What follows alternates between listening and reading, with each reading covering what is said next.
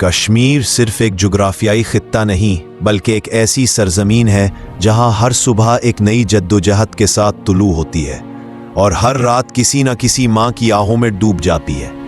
وہاں کی فضاؤں میں خاموشی بھی چیخ بن چکی ہے اور بچوں کی مسکراہٹیں ان آنکھوں میں چھپ چکی ہیں جو صرف آنسوؤں کی زبان جانتی ہیں۔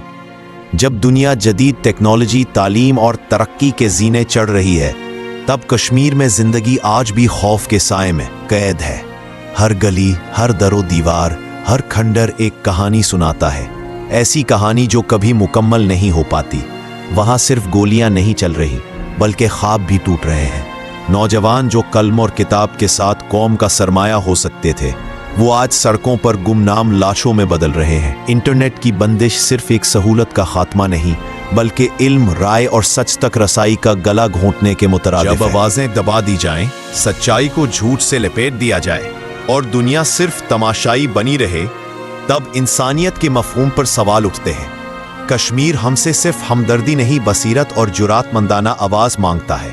ہمیں چاہیے کہ ہم سچ کو سچ کہنے کا حوصلہ رکھیں، مظلوم کے ساتھ کھڑے ہوں اور دنیا کو یاد دلائیں کہ خاموشی بھی ایک گناہ ہے، خاص طور پر جب ظلم بول رہا ہو۔